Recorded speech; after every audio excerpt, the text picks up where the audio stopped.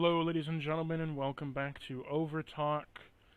Tonight's subject is Overwatch 2, 3 weeks into this. We're 3 weeks into Overwatch 2, and with me I have two very special guests. One isn't really considered a guest anymore, as they're pretty much another co-host. Old to scrap. Yeah, 'tis I. And I have a returning guest, Mira. Heyo. So tonight we're discussing 3 weeks into Overwatch 2. It has been a very, it's been a few 3 weeks in terms of Overwatch. So let's start everything off with losing maps. So we lost maps in the transfer of the game. We lost Rialto, Nubani, Blizzard World, and Havana in terms of in-game maps. Junkertown was also removed as well as a payload map. Can't play Junkertown in comp. So, how do you all feel about that? The game pretty much, we lost almost 6 to, let's see here, literally, 6 maps. We lost 6, 7 maps. And then we got 6 or 7 maps, but they're new maps with new game modes, not pre-existing. Do you feel that it's really, hurt the game somewhat? Okay, I feel like telling us they were gonna lose like Havana, not Havana, Anubis and Hanamura was fine because we expected it. But the other maps, yes, I feel like it hurts the gang because like we thought we were gonna have those maps, and people probably would have been very upset if we did lose those maps because they love those maps, you know? I didn't expect us to lose the maps simply because, like, Blizzard, we already know you're going into this game and we're not getting our PvE content, and then to learn that, oh hey, we have new maps at the expense of not having old ones. So it's like, why didn't they give it the new map treatment, is what I don't understand, because, like, all the old maps that are in the game got fixed. They got new geometry added to them. They got stuff rebalanced for them. New things where they're set up. It makes them different, it makes them unique, and it makes them much better suited to the gameplay style that is Overwatch 5v5. Why couldn't they just do some touch-ups here or there? You know what I mean? Yeah, I feel that. I feel like with a map like I don't even know, like Nubani. I like Nubani. I didn't think it was that problematic. Like, what happened to Nubani? Like, where to go, bro? Like, what's wrong with it? What do you think, Mira?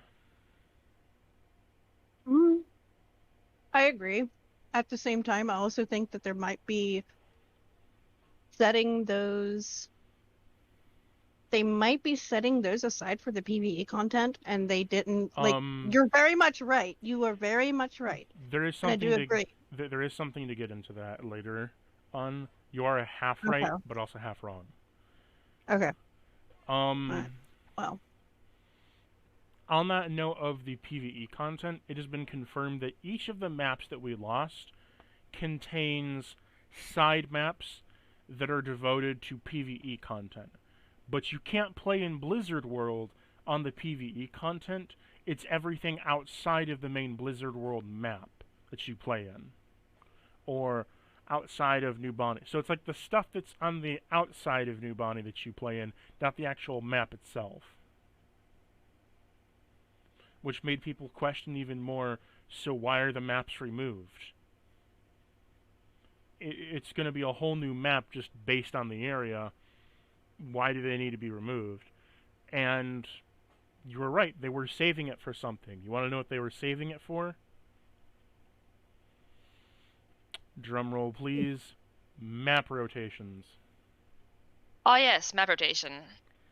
They did character rotations at one point where, like, this character's locked for this week or couple of weeks, and you can't play it, and that didn't really work out too well. Everyone hated that. So they're thinking about doing, well, not thinking about, they're telling us they're going to be doing every Battle Pass season is going to be accommodated by only 5 maps in the game. That's it. 5 maps for both quick play and comp. Huh? That's gonna get old very, very fast. And they're going to do map rotations. So for like 3 to 4 months you could have King's Row, and the next 3 to 4 months you could not have King's Row, and be stuck with, say, like Anubis, Volskaya, and like then like 2, maybe like a push map, and then like 2 other game modes. You don't like God.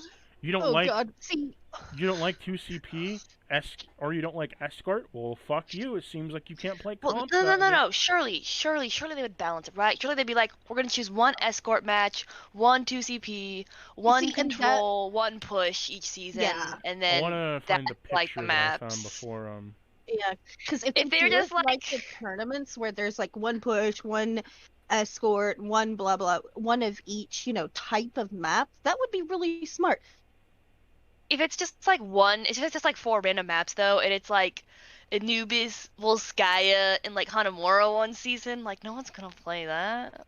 Yeah. I'm trying to find the article. I like Anubis. I like Anubis. I do too. I like being aggressive on Anubis on attack, and I don't know. Just some people just didn't like to be aggressive with that, but it's a really good dive map on the first point, and a lot of people just like, no, we're gonna do this, and I'm just like, they have a junk. 1 minute.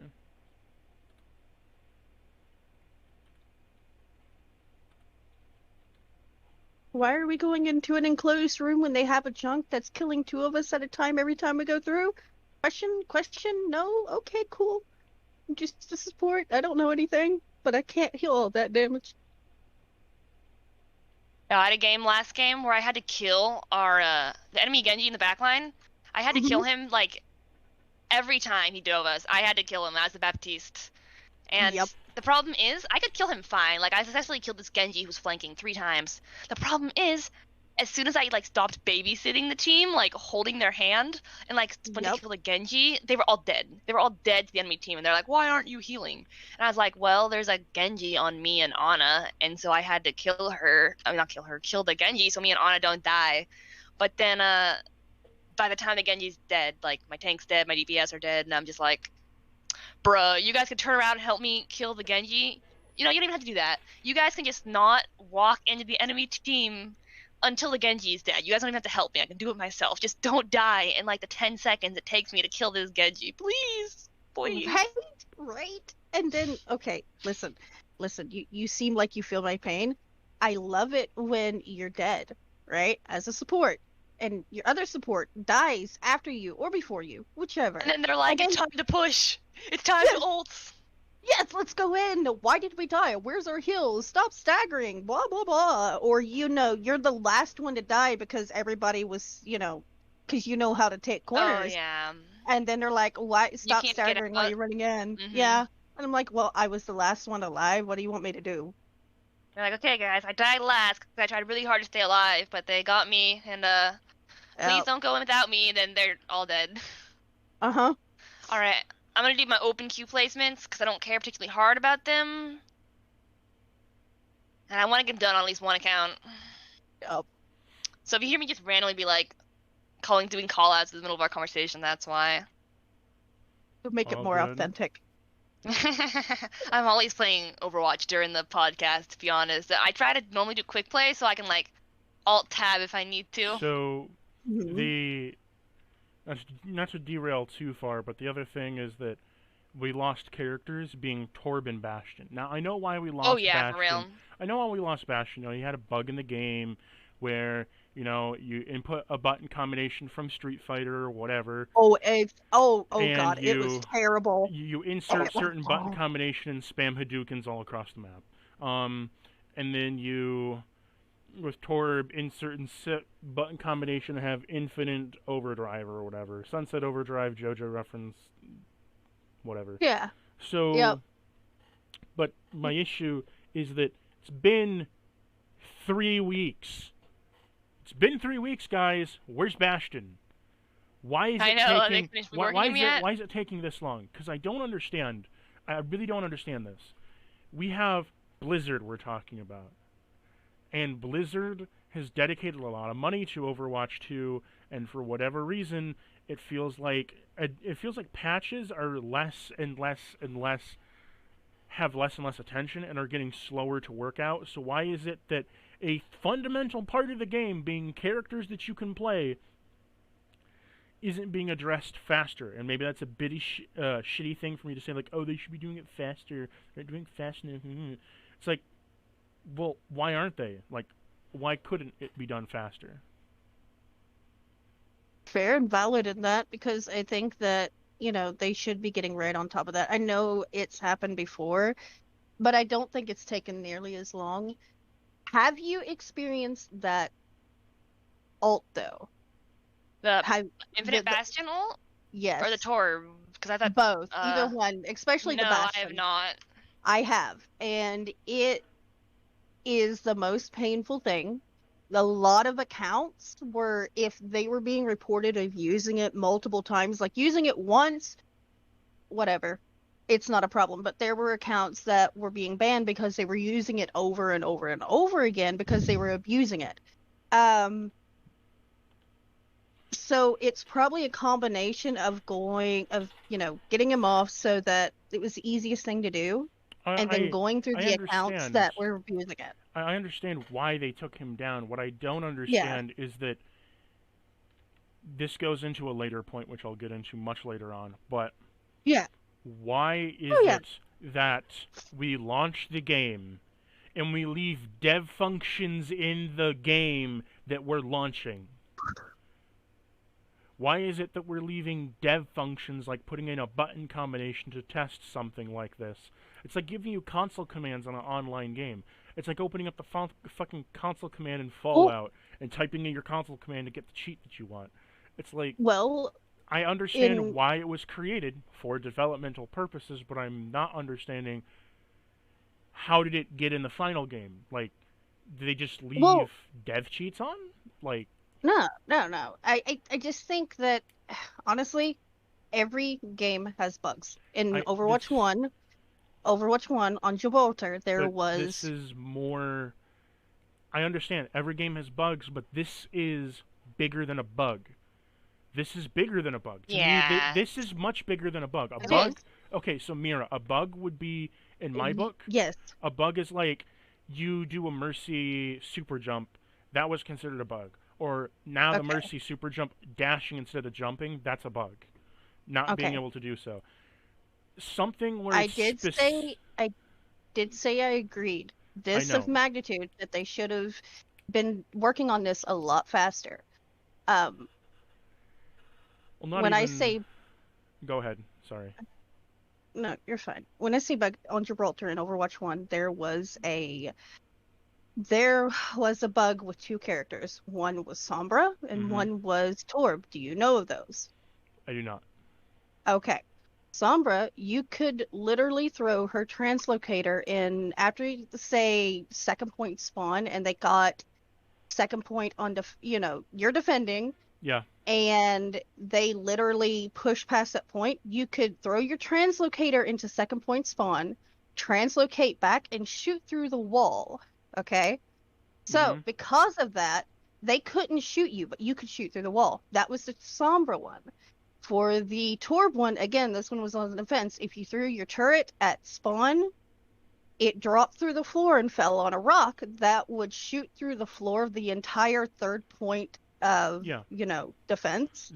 And you couldn't get to it. Those are game-breaking bugs, and I understand why they took those out or try to fix those things, whatever. Yeah.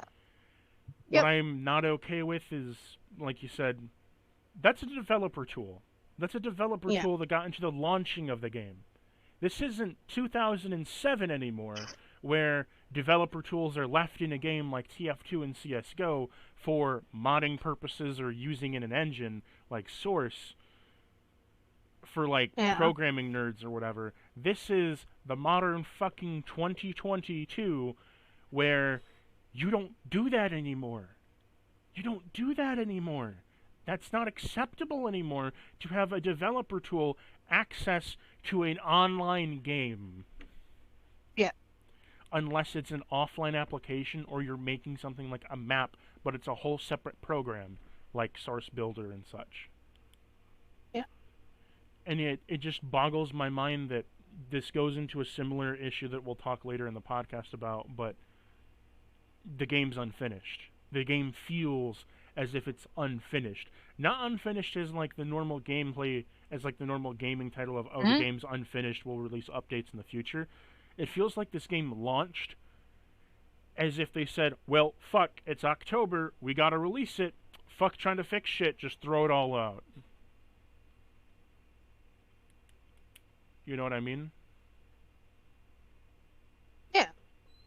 There's a lot of problems with it, and in the very beginning with launch, it was just really fucky. There was a lot of stupid shit. The ranking system, everything else, Bastion and Torb's bugs. There's other bugs. I've seen a couple people getting stuck on the walls. It's ridiculous. But in playing devil's advocate here, games when they launch, there are bugs. Not as many as the bugs, the issues that's been experienced with this, mind you, but it does happen. However, I think they're taking too long to fix some of them. Most of the issues that came with launch weren't really Blizzard's fault, but they were also indirectly causing issues. So, like, Blizzard's fix to the DDoS attack, a queue sync, meaning set amount of players are allowed in the game, and that's it. The issue is that it's your launching title, and you cap things at, like, 300,000, when you know that your game has reached pinnacle larger numbers, upwards to 1 million players. At its peak, and at its, like, all-time... but Blizzard's always had issues with their servers. Even if having issues of their servers, I'm not even saying, like, issues just of, like, server magnitude. What I'm saying is they knew how much their game exploded the last time on launch days, and they had issues before, but, like, make the queue bigger, make the queue larger. You can still have a timed queue of wait X amount of minutes before entering the game, then you're in the game. But when your queue system literally hinges on you can only allow this many players in the game, if there's too many, you're going to be waiting. And if someone gets in before you, fuck you. It's like you just bottlenecked everybody to your game now. No one's going to want to play now because why would they bother? They're bottlenecked. They're not able to do anything. And even with the buggy launch, I understand new games have bugs, but it really shows a sharp decline when games that have been coming out, games that are much older than Blizzard, than like Overwatch for Blizzard, games that are running on less stable engines and have been running off of stuff that used to run on Windows Vista, when that's more stable than a modern Overwatch game, I think there's an issue there.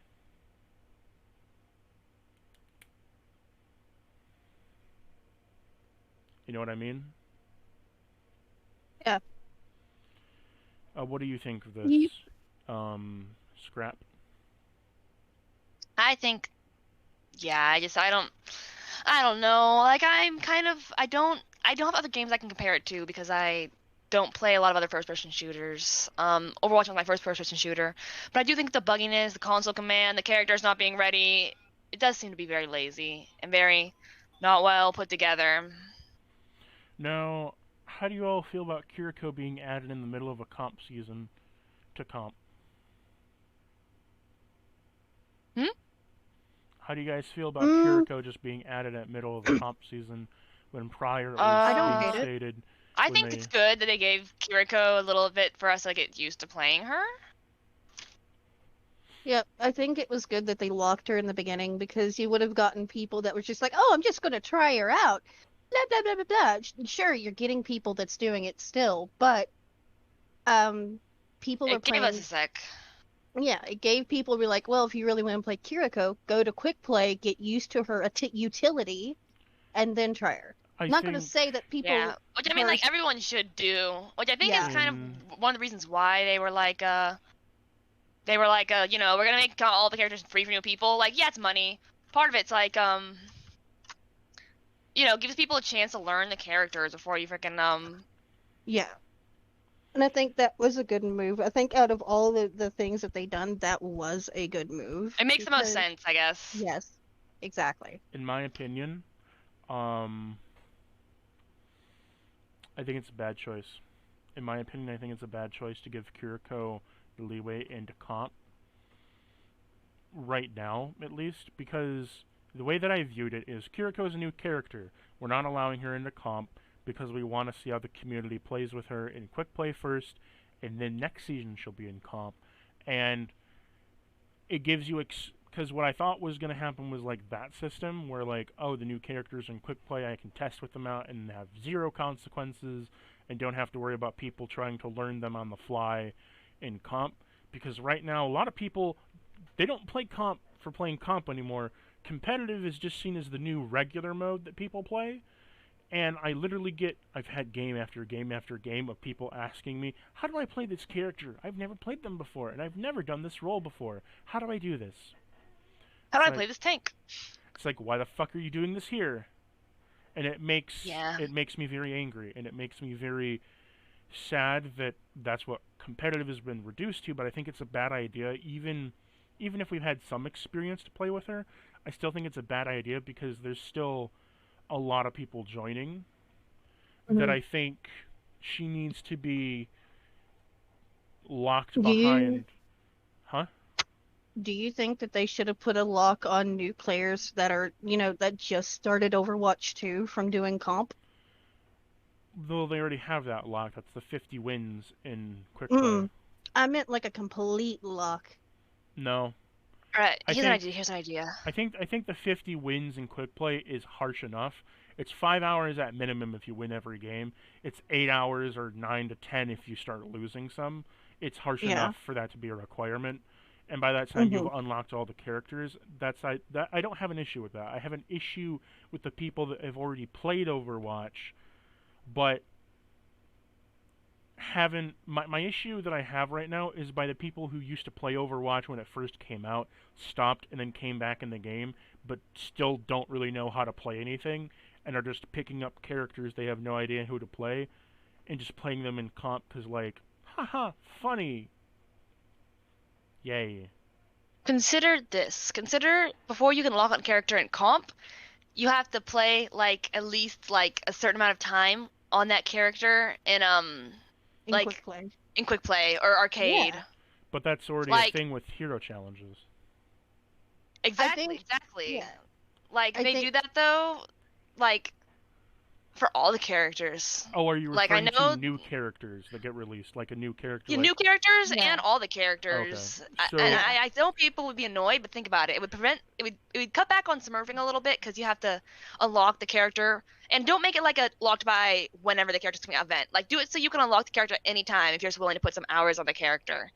Like well, I think it'd be a as- good balance between as like far as I know, there is already like for Reinhardt, you have to complete X amount of hours on Reinhardt or have X amount of because like when you're doing the thing before with like hero challenges, it's literally block X amount of damage with Reinhardt, get this many pins with Reinhardt, and then you unlock 2 more tanks, and you can use him in comp or whatever. yeah, see, I But think that's that a good is- system. I that's wasn't sure if that's how already- they were doing yeah. it. That's already in the game. I would want it for more new characters though.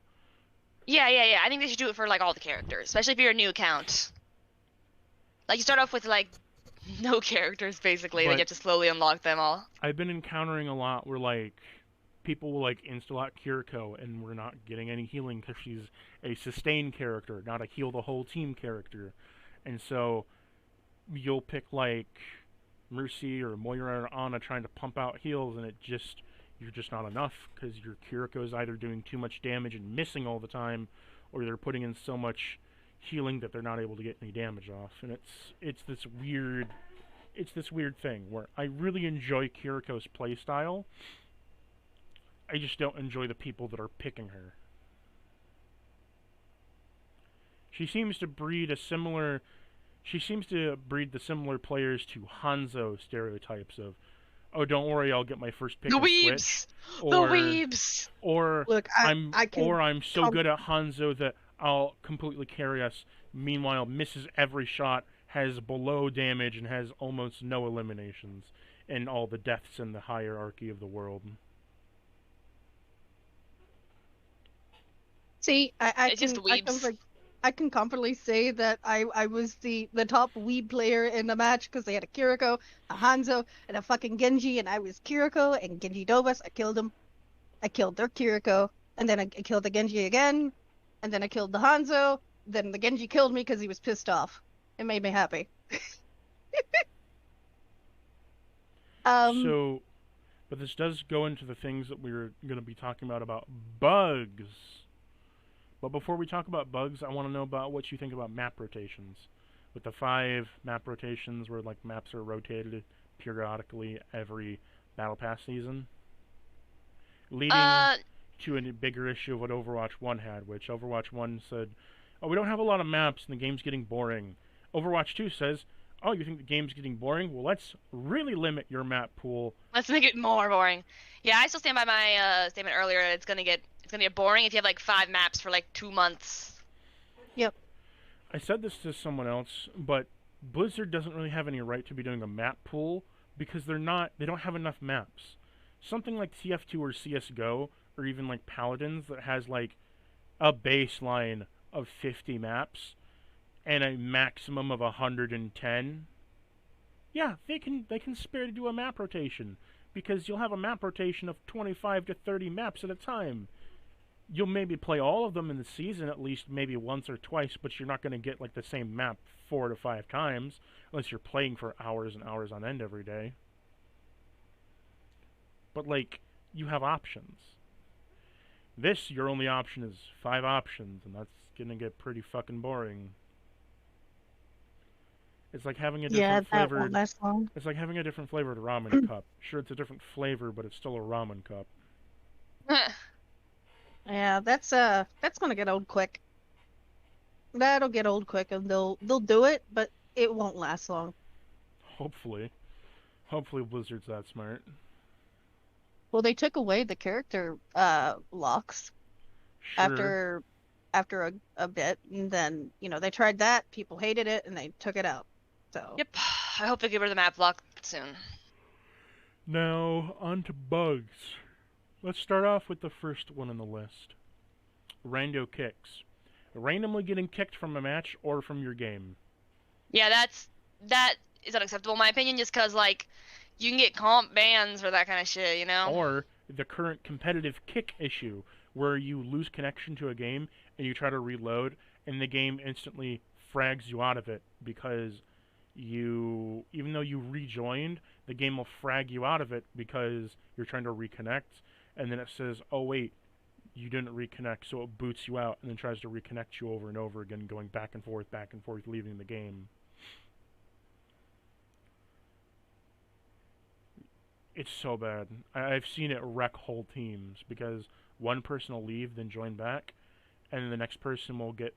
Because the server then tries to accommodate their ping, being that they're no longer in the group, and then they are in the group, and then they're not in the group, and it goes back and forth, ripping the ping apart for everyone. Yeah, that's happened a few times to me. The most annoying one, personally, is the one where you have to have no friends on your friends list, and you have to like disconnect and then reconnect like multiple times to try to get your friends list working. It's like, bruh, come on, just let me join my friend list, please. That's a bug that's been in the game for a long time. I know, exactly. Why haven't they fixed it yet? I remember the voice chat glitch. Thankfully, the voice chat glitch is fixed. For now. Somewhat. For now. I mean, the devil ever waits in a corner. I've been experiencing long queues, and from what Blizzard says is I think they're feeding us hot shit because it's like, our game is booming with players, yet I still have a 7 to 8 minute queue time. Is it because you're playing tank though, and the tank roles, like the opportunities to play tank have been cut in half because only one tank now, but there's still the same amount of tank players? Not really, because like tank should be the one that queues up the fastest. If you want to think about it, DPS is the only one that queues up the slowest. Support queues up fairly decently fast, but like, it's been across the board. I'll have like me playing support and then someone else playing support, and it's slow. Support DPS, it's slow. Tank is the fastest, But for whatever reason, when you incorporate more than one player into the mix, your queue times go from 3 minutes to 7 to 9 to sometimes 15. Hmm. And I think at this point it's trying to match you with other it's I think this is where it's bugging. It may be bugging because but then again, it's trying to match you against other groups that has like say you're queuing with somebody else or you have a full stack or you have 3 or 4. It's trying to queue you up with something similar to that. even Because so, Overwatch 1 didn't really have that issue where if it just didn't accommodate, if it didn't find anything, it would just push you into a map, just push you into a game. I mean, I did experience that a little bit, a lot actually. Um, I would queue as, with a stack and it would take a good bit. The But thing is, the reason why they do that is because you're going to have communication that a possible random 5 stack isn't going to have. I know, I'm just saying that, like, Yeah. Overwatch 1, I could give it the pass of, it is a game that hasn't had any content for 3 years, it's slowly decaying. I can't give that pass to Overwatch 2 because we know how many fucking players are playing the game, and it's a lot. It is a lot of players. So it's like, really? Really? You're having trouble finding people to play with out of your largest player base so far in your game? Really? That's Yeah, bullshit. I do believe that a lot of people are playing it because I feel like every time I see a clip from a streamer, they're like playing Overwatch 2. But in terms of like matchmaking, yeah, it's probably still pretty fucked up. So like, yeah. Yeah, there's like I know this isn't on base with what we're talking about. The matchmaking is still fucked. Even though they said that they fixed it, it's still fucked. They're still throwing people against either lower elo or too high of elo. When I say too high, I mean against a top 500 stack. And that was just pain. Now, UI issues. There are so many fucking bloody UI issues. There's so many Oh yeah, sliders. the UI is ugly. There's so many. Oh, I hate the UI. It looks bad. Most of the effects look bad. I don't understand. So beforehand, when you got damage boosted by Mercy, you could see what the Mercy who was damage boosting you, and it appeared by your health bar in the bottom right hand screen. Why did we go from that to circular big fat fucking dots at the bottom middle of my screen making me look like I'm driving in some sedan? Some people are blind. I just think That's like the it. loading screens and stuff, like the Yeah. quality went down. Why would they make a new loading screen but the quality is worse than the loading screen of before? Well, my issue is that the sliders. There's so many sliders and settings that they're not they don't respond. If you look at the replay, anything in the replay settings, they don't respond. Anything in the settings for any of the workshop stuff, some of them just don't respond. Certain sliders in your settings just don't respond. And you can't manually do it either. Also, you can't fine tune things anymore. It's only in increments of 10. I even tried clicking to insert a number, and when you delete, you can't delete more than 3 numbers. You can't have it won't default to 0, it'll default to 100. It's dumb, and I fucking hate it. It makes playing the game really, really fucking painful.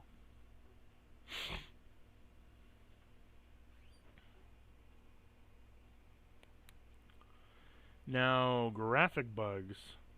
I've been having a lot of screen tearing. I've been also getting the black screen of death. Where you're in-game, but your monitor just decides to crash for whatever reason. Any of you getting that? Oh no. I've been getting a weird bug where this happened on King's Row actually.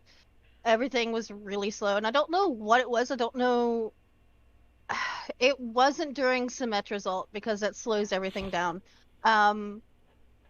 Everything was starting to shake. And I didn't know what it was, and I kept playing. Oh, but then all of a sudden, graphical, yeah, the graphical ping bug, where your ping is absolutely fine, but the game is struggling to keep up where the positions of people are, so they start rubber banding. No. They weren't rubber banding. It was like everything was shaking. Like I was shaking, the enemies were shaking, and then I think it might have had something to do with Lucio. I don't know. Oh no, I've happened to a that's couple the that's the complaints. screen shake setting.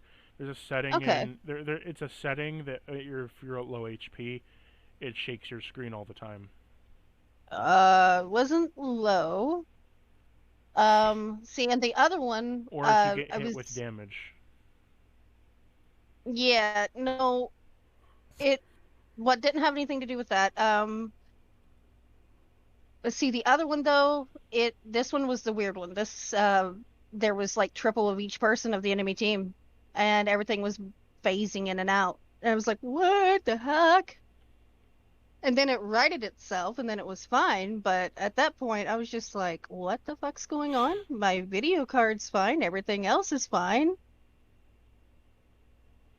Had to check my rendering to see if that was the issue.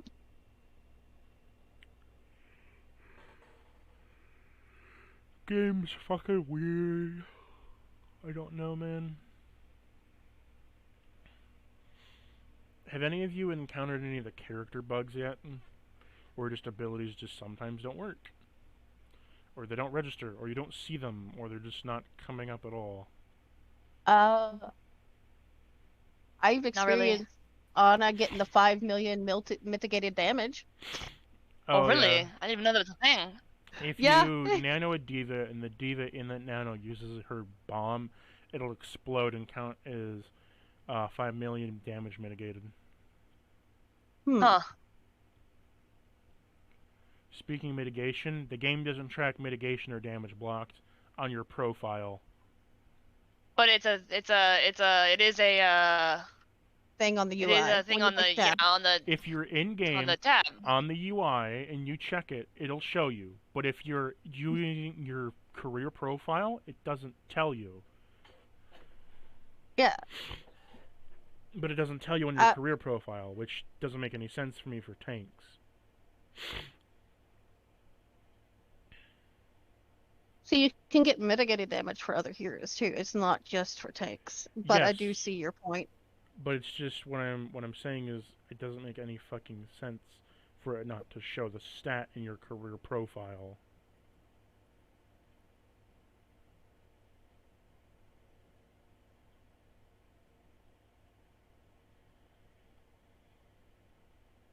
That'll probably be something that they'll adjust at a later Is time. my internet still working? Yes. Oh, see, I just got kicked from the game. Alright, let's see if it lets me rejoin. Hey, I don't get a comp ban.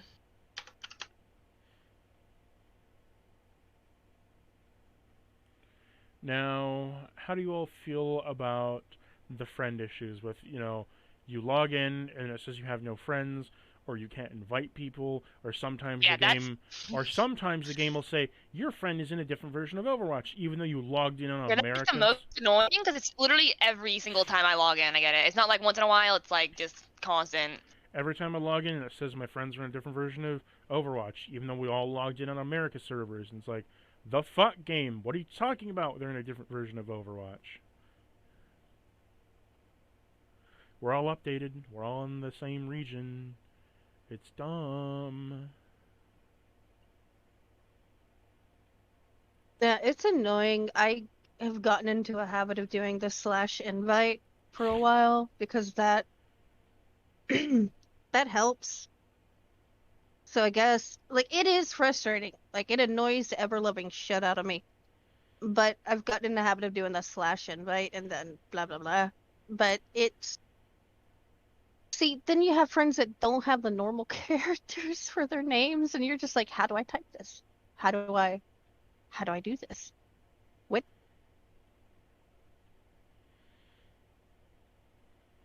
So maybe eventually they'll fix that, but I don't know if that's going to be in their top list. Who knows, man?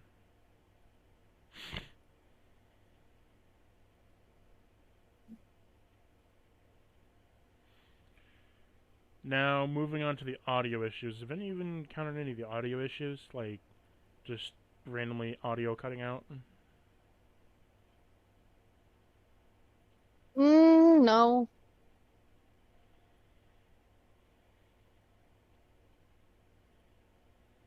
Yeah, no, I haven't had audio issues either. Now, how do you all feel about PvE 2023? I'm excited for it. I just wish that was like Overwatch 2, you know? I wish Overwatch 2 Yeah. was the PvE and all this stuff they've given to us now. That could have been like An the update. updates we could have just been getting over the course of the last 3 years. Exactly. And then Overwatch 2 could have been the PvE. But I'm excited for it. I really I want fun wonder. campaigns, multiplayer campaigns for you and your friends, story-based shit, Yeah. I backstory. wonder how much it's gonna cost though. I'm not Oh, spending $60 on it. I don't care. I'm not spending 60 oh bucks hell on a. no. If it's $60, Hell no, no. fuck that. I'm not spending $60 on a fucking campaign like that. You can't make me. Yeah, no, I would wait for it to go on sale. Or, I don't know, like, get people to send for me on Discord and buy it for me. I'm not paying it with my own dollars, though. Exactly. I think that for the people that's been playing, that has been playing since Overwatch 1, it doesn't matter if it was a year, couple months, whatever, or, you've been playing since the beginning. I don't care. I think that they should get, the PvE content because that was the biggest thing that they were promising and what a lot of people were looking forward to. So I think that should just be given to us. And that's my theory on that. Because they're doing the whole battle pass pay stuff, which, to be fair, isn't that bad, but still you have to pay sometimes. So I'm okay with paying. So, again, the way that I see it is that it's okay to have a system of microtransactions in your game as long as they're cosmetic, however, within reason, and also to be able to earn cosmetics through another system. But if so, like, say you have a system where you can only earn cosmetics through paying for the cosmetics, that's fine. But Overwatch has always shown that you don't need that. You can always earn them on your own. But it takes forever to earn them. So by the time the cosmetics are gone and in, you either have to pay money or you don't get it. And I think that's what's pissing a lot of people off, is that there is zero way. It's like they don't return, though. And sure, you could say, well, maybe they'll return, but like for the special skins, like the Cyberpunk ones, those aren't coming back. Those are specialty. They're going to be in the store, and then they're going to be gone, like the challenge skins. They were going to be like a certain time only thing, and if they do come back, it's going to be like a year or two. It'll be like way, way, way down the year before it comes back. 6 to 7 months. By the time it takes you to get one skin, it will take you quite literally. Let's see. So I'm going to get my calculator out.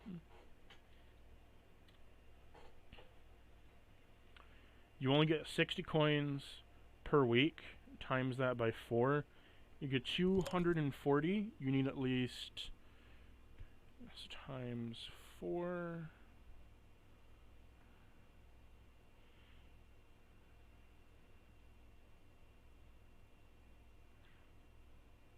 Sorry, whoops.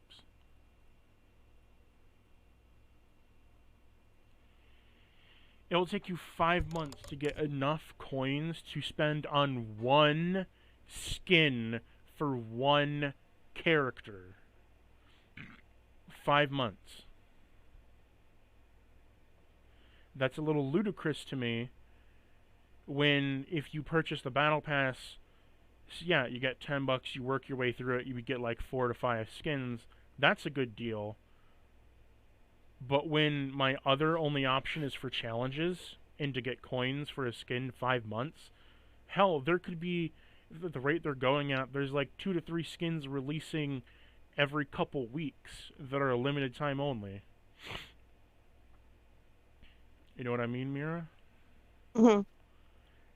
Either increase the amount of coins you get, because, again, we didn't have this issue in Overwatch 1.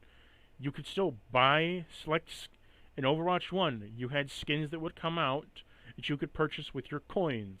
You had to either purchase those coins and buy them, or work for them through arcade missions or leveling up your character by playing the game. And you would get about 100 coins. You would get about, every level up, 500 coins, which was enough to 500 or 300. I think it's 300 was the least amount you get. 500 was like a medium. So you get like 300 through maybe 800 coins. And 3 level ups, you could purchase 1 skin, or you could purchase a couple of lower tier skins or whatever. But you also still had the idea that you could also still purchase skins by buying coins. And then you have the league point system. And there's 4 currencies currently in Overwatch. There's legacy currency, which you can only buy certain skins with, which you can only buy certain skins with that legacy currency until you don't have it anymore, and then you can only purchase it with the regular Overwatch 2 currency. You have Overwatch 2 coins. You have League coins, that you can only get by watching Twitch streams for League. And then you have, what was it, comp points for gold guns. Like, did we really need 4 currencies in the game?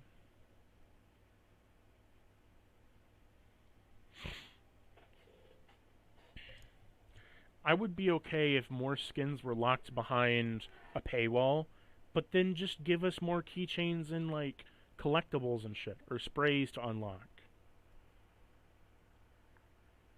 You know what I mean? Yeah.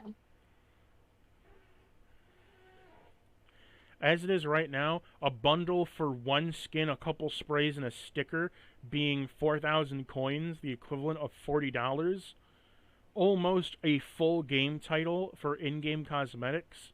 That's bullshit right there, even for a free-play title.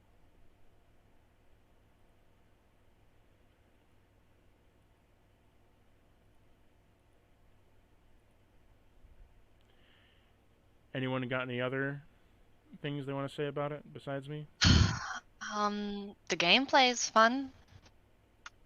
Even when we're doing goats, the gameplay is a good time. Well, actually, I'm not having a good time. I just got slept and then orbed by Zenyatta, and now I'm dead because I was hooked by Hog too. But the actual game feels better. Oh, Yeah. the gameplay is fantastic. It's just the progression system is fucked. Is all hell.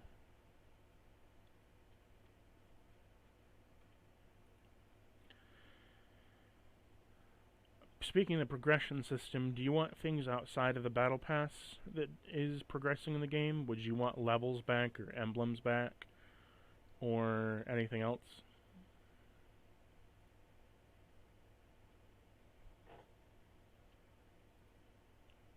Mira? Old to scrap? I don't know. I don't know, man. I just... Like, there's a lot of problems with it, yeah, but I think if they gave me back maps, I'd be a lot happier. That fixed most, like, 90% of my problems with it. Like, the bugs, I'm trusting those are gonna get ironed out eventually. Mm-hmm. So at that point, it's like, I just want the maps back. So those are the things that are, like, a maybe for me. Like, maybe they'll give us maps, maybe they won't. Yeah, I know a lot of people are wanting Hanamura back. Because that one's not bad. I like that one. That one's kind of fun. Anubis, that is a love-hate map. relationship. It's a love-hate relationship. Like, I love playing it. I hate how stubborn people can be on that one. But I do enjoy it. There's a few little sounds. Like, they changed the sound of the hamster reloading. So now whenever I'm trying to reload with Wrecking Ball and time my reloads, I can't tell when he's reloaded now. And so I'm just like, I want that sound back, but that's like a small thing. Yeah.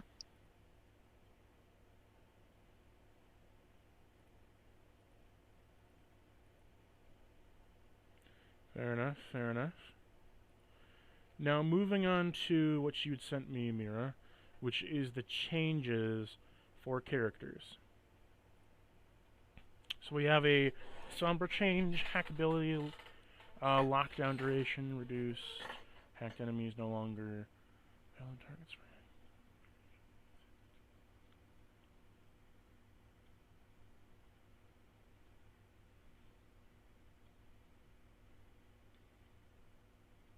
I think what they're doing with her, with Sombra, is they're trying to make it so she can't lock Wait, stun somebody. why does Zarya have a shuriken damage reduced? That was a typo.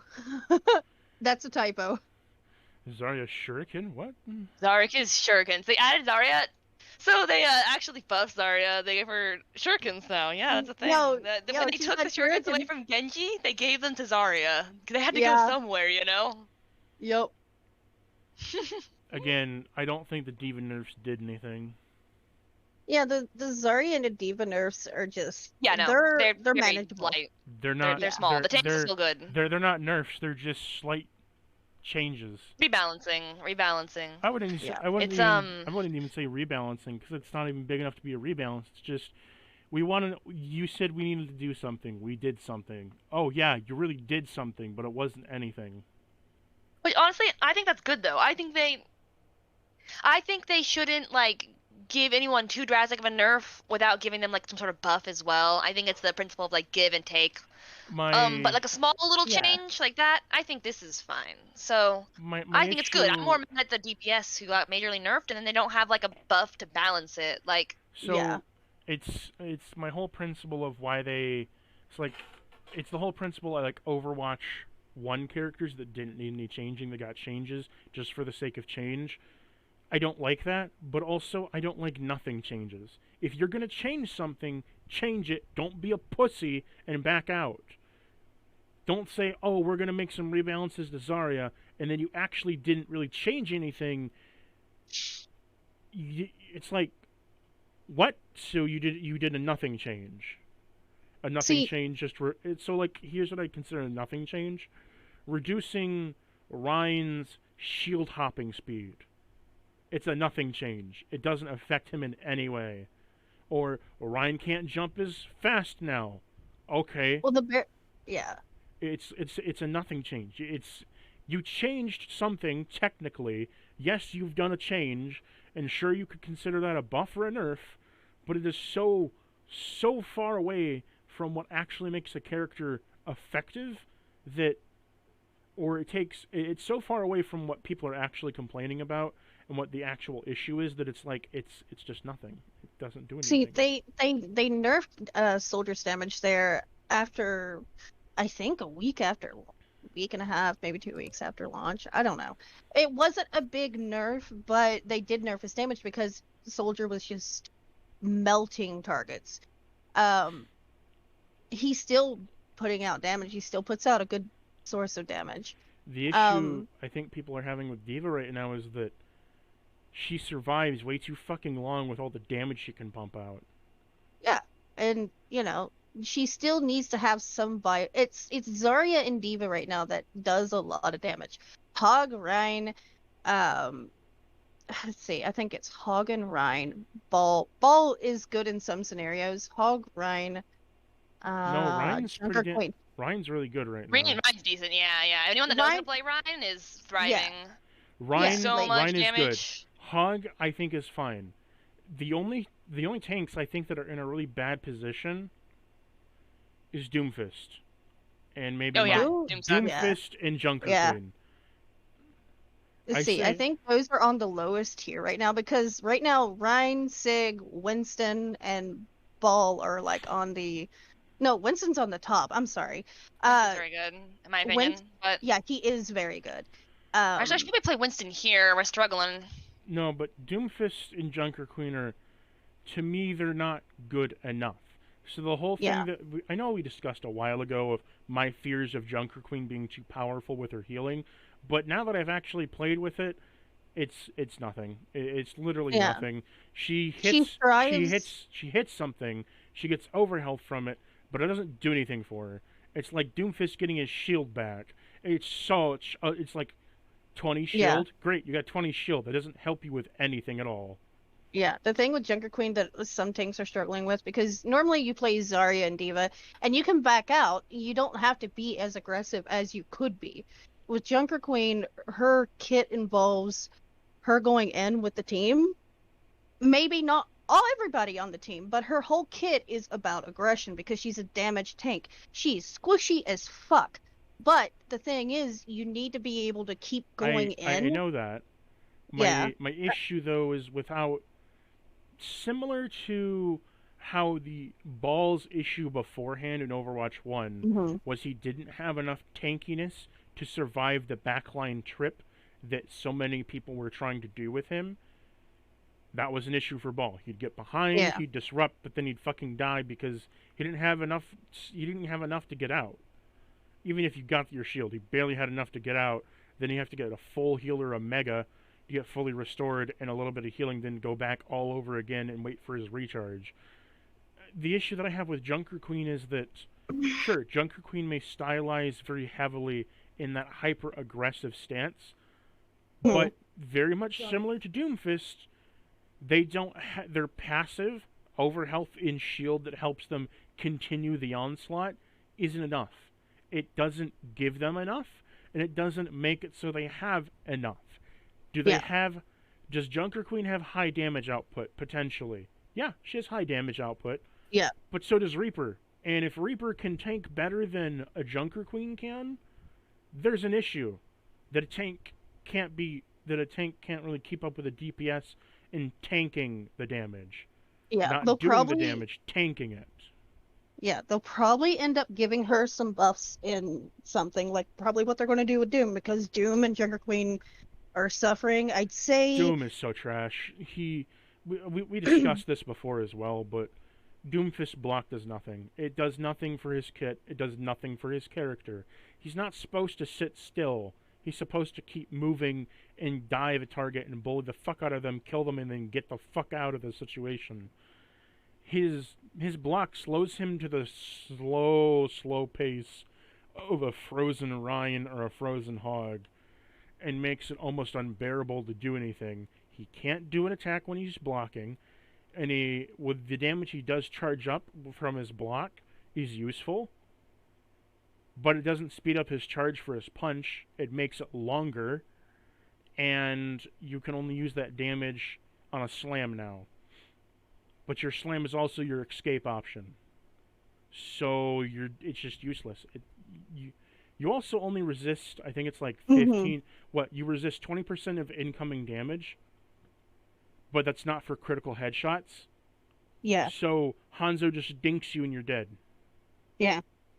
So you can't, let's count the weaknesses here. He has no armor. He doesn't have a recovery option. He doesn't have an option to block damage effectively like every other tank has. He has 0 escape options beyond his slam. Yeah. And his slam doesn't do a whole lot of damage, so it's threatening to nobody. Unless you point blank it, but then you're kind of defeating the point of his slam for area of effect. And his only other option is a very slow charging punch. I think the only time that I have experienced Doomfist on the enemy team that actually posed a threat, and it was one of the most painful things I have ever experienced. And it was one of those random matchups. And this is after where they fixed the matchups, air quotes. They didn't fix the matchups to fix maybe the ranking system. I don't know. I don't care. And because the rollouts are a lot different, but there are still rollouts. This is the only time I experienced Doom, and he was painful as fuck. But the only reason why he was painful as fuck is because he had someone that knew how to utilize him despite the problems. The thing is, right now, he's still weak. He's still not very good. So they may do some changes there. Maybe. I don't know. I know Hog feels slower in his shots. They might give him a buff. Because him, Doom, and Junker Queen seem to be on the bottom.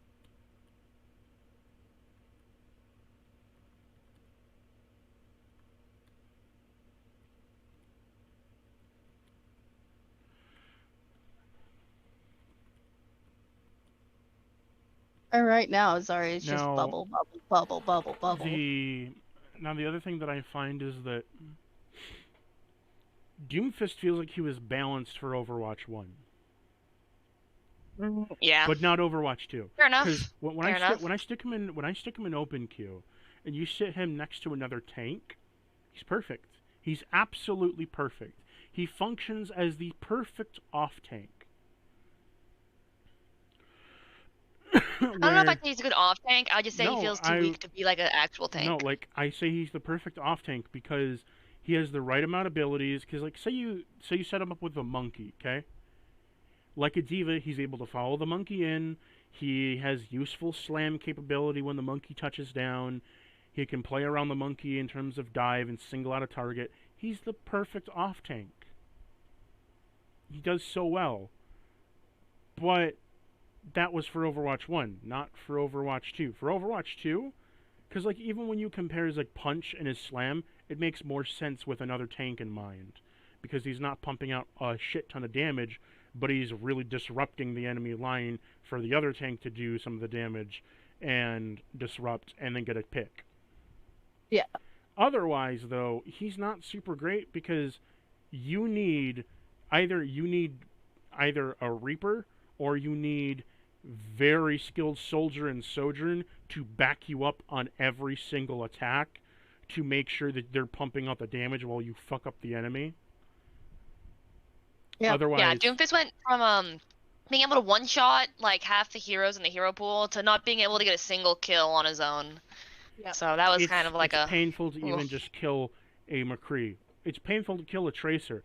I can fully charge up, punch a Tracer into a wall, and she'll still survive with like 50 or 80 HP. Had a Doom trying to bully me when I was playing Ana, and I'm just like, the fuck are you? Go to sleep. And I slept him the entire game. I was sleeping him. And because compared to how he was before, he's not a You threat. can't block it, right? Like he doesn't even have like a eat for it. Yeah, No, I don't like think his at all. his block. His all block it doesn't is- even block the sleep. No, his block won't block asleep. His block also doesn't like block a bomb. It won't block anything. It also can't block hook. It just resists damage. That's it. It doesn't do anything else. Fun fact also, if a hog and another hog and you hook, you can have your hooks clink off each other.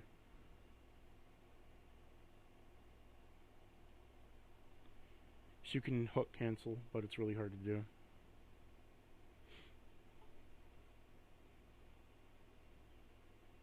Anyways, one of the ideas that someone just posted in server was, how do you feel it would be if he could be a sentry? Like, he puts up his guard, and he can dash to a low health teammate nearby and use it like a cover. Are we thinking like a Kiriko mechanic, or he like No, not dash through walls. Listen, so, like a Mercy mechanic? no. So, you know how, you know in Final Fantasy, the cover mechanic? I've not played in a while, but let's say yes. The mechanic is when someone is too low, the knight goes off and guards and takes the hit instead. The idea for Doomfist is you make it so his guard, when it's up, he, in a certain distance, will automatically, you can move to the other person and guard them if they're at low HP. If they're low Okay. enough that you can put up your guard and dash to the other person and absorb the hit and have increased damage. The idea of the buff would be he is able to dash to another opponent or dash to another teammate who's only at low health. Otherwise, your guard is just a normal guard. But if you dash to an opponent with lower health, he can resist more damage. He gets a faster cooldown based on how much charge you got from that damage. So, at minimum charge, it's a 1 second off every one of your abilities. At half charge, it's 2 seconds off your abilities. And at full charge, it's 3 seconds off your abilities when it ends. Encouraging you to do a punch, slam, rollout, and then dash to a person at low health to get it back. See, I like that idea. The only problem with that is the time it would take for him to dash to them. for it to take effect, because The if they are the distance between half. no the distance is supposed to be small. So the distance that it's been suggested for is Uh-huh. you know in Eichenwald the first choke. It's the first Yeah. choke to that corner on the right hand side if you're defending. Yeah. The choke to the corner. It's a very small gap. That could work. It's no different than Ryan putting up a shield and walking forward, Yeah. or Sigma doing the same thing. It's just that he can dash into the way of it. The other thing is that someone would like it either on a charge cooldown or that upon further increasing the charge that he gains shield back from blocking. So the idea is after he charges up with his block and the block ends, all of it is converted into shield when it ends, and he can charge up. He does the same thing. He charges up and gets the extra damage off, but that's the only way that's one of the ways he can get like a big shield is from that. Similar to how Sigma can use a kinetic grasp to get his shield back. But it's for Doomfist, it's just over health. What do you guys think of that? That could work in a sense. I don't think it would stop headshots. No, it doesn't have to stop headshots. It's just making his block more useful than Mm-hmm. slowing him down to like 50% of his normal speed and making it so he's a sitting duck. Another interesting idea would be taking that concept, and your supports are going to be the squishiest, and this is a weird concept, but Peel tank? taking this, not necessarily a heal tank, but you I know how said Zen. peel tank. Oh, I thought you said heal. Sorry. No, Doomfist healer would be the worst option in the game. Well, oh, That's an yeah. April Fool's joke waiting to happen. Yeah, well, the concept is, you know how Zen has his orbs, right? So take the concept of the Sentry thing, think of it like a thing of shields. Think of it like a aura or something like that. It's a one use at a time. He can only throw one at out. And think of it like a Brig, armor pack, or a Zen orb. I don't like that idea because like All right. they wanted to move away from the whole pack idea a long time ago with Well, I armor didn't. packs. I was only using it as an example of combining your In concept of the terms Sentry. in terms of the whole, the reason I don't like it is not just because of the packs thing, but like there's already enough thrown like supportive abilities there are, and knowing how Doomfist is as a character and how he engages with people, he's very self-centered upon his power alone in doing things himself. Yeah, If he was it able, would.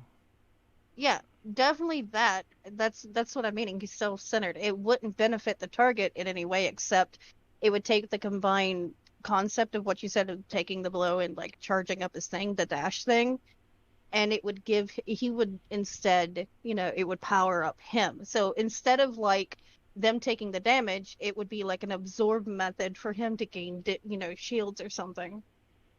so it's a diet kinetic grasp. Yeah, it's like I don't. instead of them taking the damage for that one hit, unless it's a headshot kill. I don't like that either, just because Okay. I don't like crossing abilities from other characters. Even with Junker Queen, I still think it's a dumb idea that she antis people. That's like an Ana special thing, but in terms of tank to tank, I think giving him a kinetic grasp would be too much, because then we're back to a similar situation of Overwatch 1 where he's unkillable. You know what I mean? Yeah, and that's why you just kill him. Well, Unpopular opinion, just give Punch the damage back. All the other tanks are so strong. Just give Punch the damage back. Maybe not all the damage, but like 200 HP. Like let it one-shot a 200 HP character. Not quite as much like... I think before it could do more than that. Before it could do like 250 or 220. You can do that only if you block, get a full charge, fully wind up your slow-ass punch, which most people will kill you in the time that it takes you to charge up a 4-second wind-up time, and then punch them, make them slam into a wall, then you can kill a 200 HP target. Yeah, no, my thought is give back the normal punch, where just like every time if you fully charged it does like 200 damage. It'll have reduced damage against other tanks, so it's not going to be one-shotting any of the tanks. Well, the They have big health pools anyways. Tanks already and take then, 35% less damage from other tanks. Yeah, exactly. And then there's a few heroes that like DPS that can survive it, like a Reaper or a Torb with an E or something. But like he can actually, kill supports and DPS again. Maybe like make it a second longer or something if you think it's too strong. But I mean, Hog has a one shot on it like cooldown, so like just give Doom his punch back. I'm playing Baptiste right now, so I was like Baptiste. I mean Doom. Baptiste. Yeah, actually also let Baptiste one shot people, please. God, I'd have so much more fun this game. No. I've been playing a lot of Baptiste. Same. I've actually been having fun with Baptiste. Like, I was playing Ana there for a bit. I'm like, you know what? I'm going to try Bap. And I realized, sure, everybody's spread out a lot more. At the end of the day, I'm able to do... I think I was doing as much damage as I was healing. And honestly, that's not bad for a support. If you're dealing damage as much as you're healing, you're still going to have some sort of value. And I think my damage was around 7k and my healing was around 8k. I mean, I know 8k is kind of low for a BAP, but at the same time, that's kind of high considering people aren't grouped up as much. But you have to hit individual shots more than group shots. So it was fun.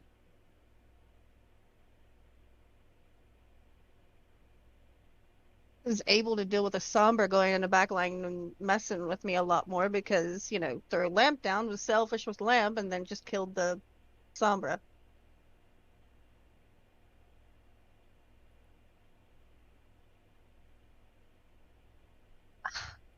I'm getting so annoyed right now because my team is blind. Like, there was a Gengu trying to kill our Ana, and I'm like healing her through it. She's like not noticing the Gengu damaging her. Maybe because I'm just healing her, so she's like doesn't see her health going down. But I'm like, Ana, there's a Genji on top of you. Like, turn around and anti him something. And then she eventually dies because I can't just keep healing her through Genji shurikens. And then the McCree also dies to the Genji, and I'm just like, at this point I just stop healing. I'm shooting at the Genji trying to kill him. And I'm like, my team just does not notice. And then the Genji turns around and starts killing me. Tank still does not notice. Like, guys, the Genji has to be stopped, please.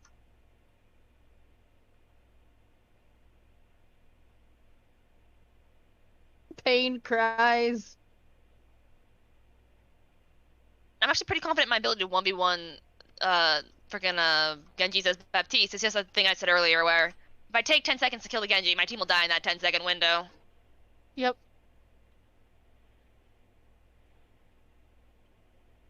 I find that I can survive a little bit longer playing BAP, especially with them having a Genji.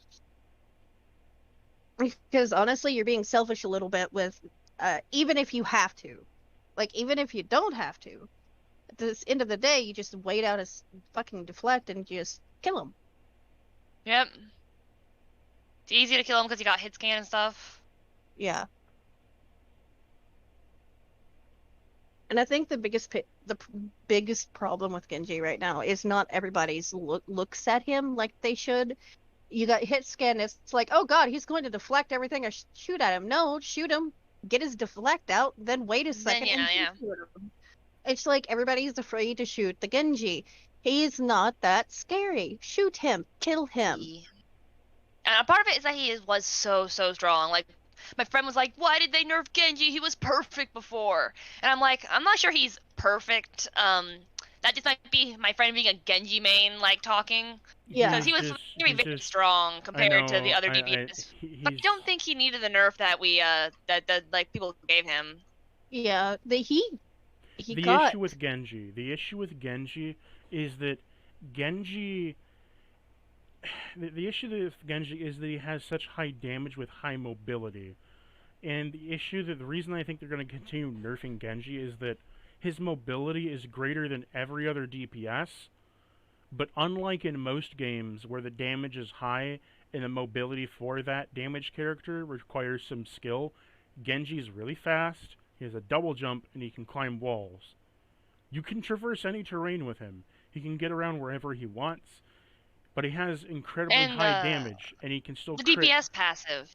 The DPS passive, if you get like a little speed boost every time you get a kill, that works great with Genji's playstyle. Like It's that's just it does. it's not the best for like a Widowmaker, but for a Genji, that's a fantastic passive to have. So that helps him a lot. He just has so much mobility that it makes it impossible to do anything about him. Like, I don't say I want to say impossible, but like that's why I think he's going to continue getting nerfs, because he doesn't have a downside for his mobility. There's no downside for him. There really isn't. You can continue nerfing his damage into the ground, but as long as he has the high mobility that he has, and that he can continue building his ult as fast as he does, you'll have to nerf his damage into the ground of like 15 per shuriken before it ever really starts to impact him.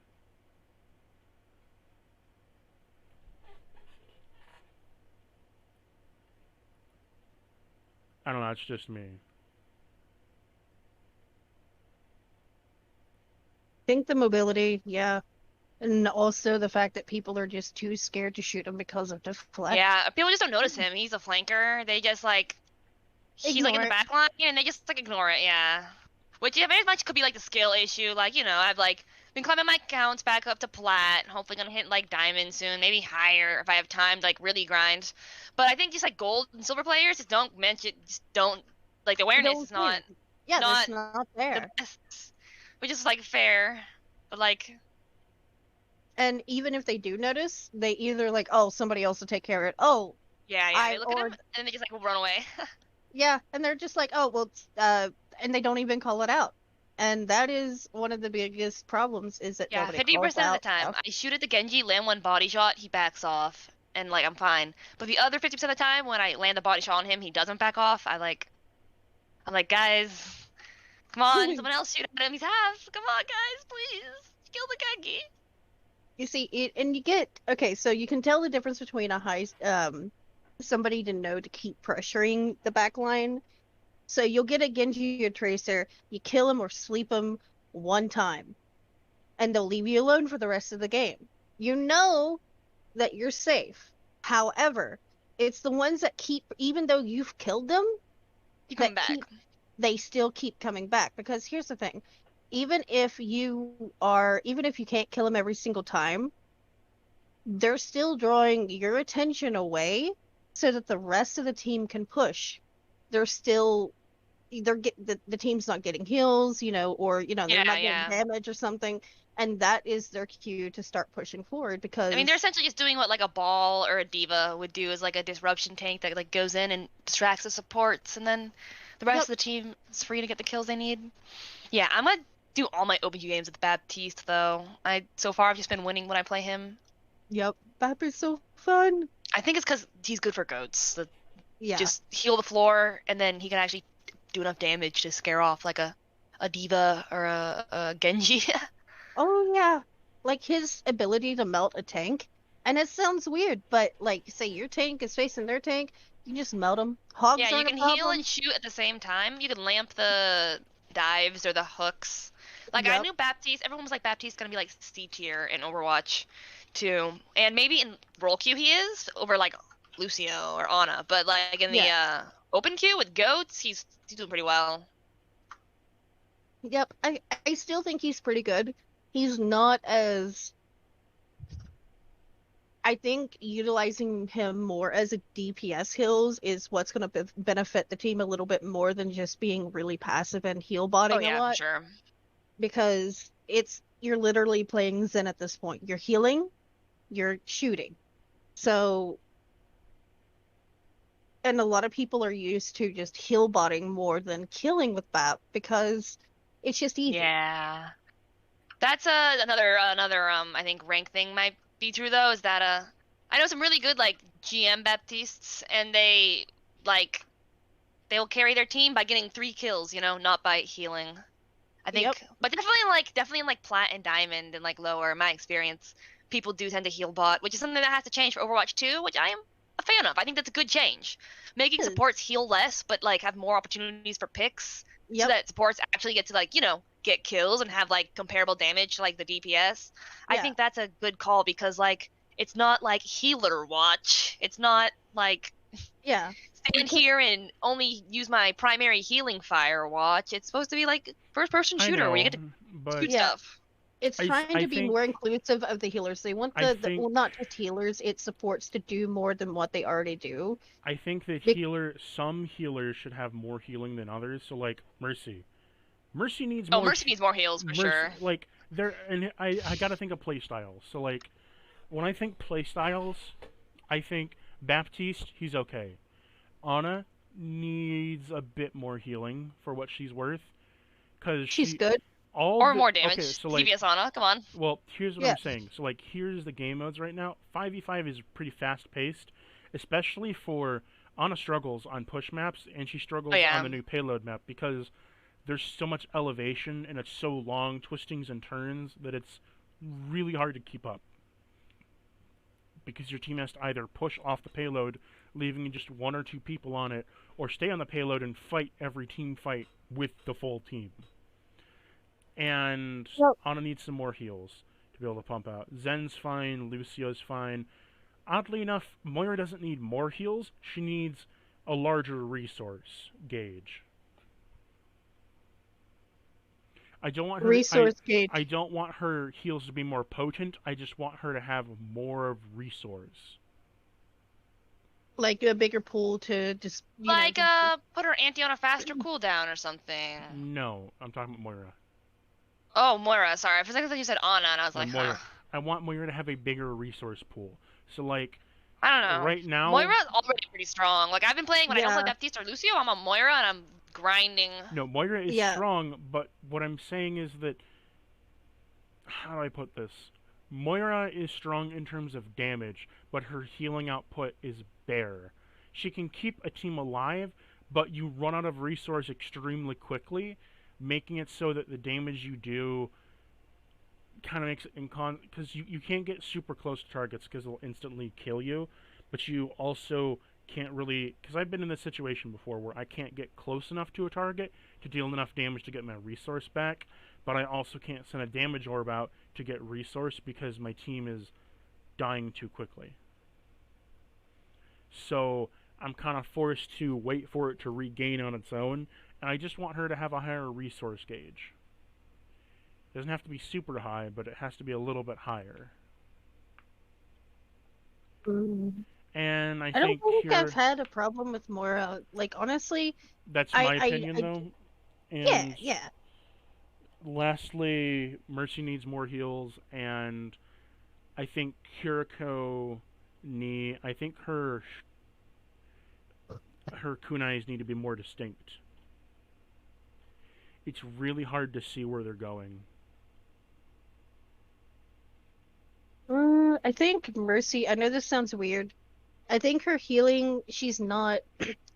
I've always argued this with people, and I'm sorry, she's not a healer. She is a damage booster. And right now, That might if have been say, that might have been true for Overwatch 1, but right now in Overwatch when healing is extremely important as much as doing damage, Mercy is completely passive. Sure, you could whip your Glock out and defend yourself, but you have to like switch out either Glock or weapon. It's not like every other healer where you can do it in tandem.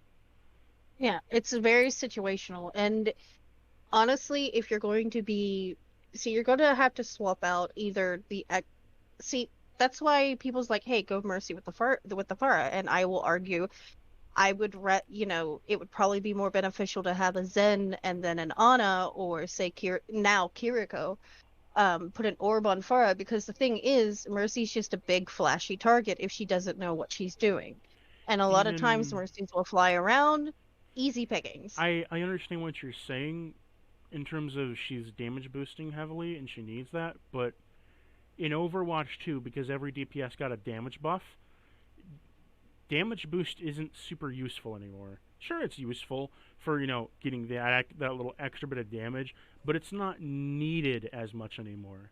You won't have anyone clamor for a damage boost anymore because it's just not super needed right now. It's just better to it's pick. still pretty useful. I'm not saying it's worthless. That didn't come out of my mouth. I'm I saying didn't. I'm saying it's less useful. It's not as and useful because of that damage boost that all DPS got. So they need to give her more healing. She can do more healing, so she goes on par with the others. Because in order to heal up a team, you got to dance around a lot as Mercy on the battlefield, and you can barely keep your team alive. Whereas like other single target healers such as Ana or Baptiste have millions of times output higher healing. You know yeah, I definitely get what you're saying. You see, the thing is, Mercy's more of a. I get what you're saying. She does need possibly a little bit more heals to keep up on par with some of the other people. But for the longest time, she's been a DPS healer more than a tank healer. You don't want a Mercy that's going to be stuck on your tank unless it's absolutely necessary. And by that point, it depends on the team comps. It depends on the situation. It just feels like as we switched over to Overwatch 2, so many characters are still being thought of and balanced around Overwatch 1 when that doesn't make sense anymore. And it doesn't work. They need to be balanced around the new game mode. So give her some more healing, or increase her damage boost more, or make it so she has a faster cooldown on her Guardian Angel to hop around faster, or whatever. She needs something to keep her on par, because right now, Lucio and Zen can outshine her as solo heals. Zen especially. Stick the orb on the Pharah, you're fine. Stick the orb on whoever, you're fine. And you can do a Discord, which does the almost same thing that a damage boost does. Instead, you're taking more damage versus you're boosting the damage. Yep. So she needs something. Any other pre-ramble stuff we want to go into? Nope. Okay. Well, thank you all for joining me today and listening. I hope to see you guys in the next Overtalk. Ta-ta.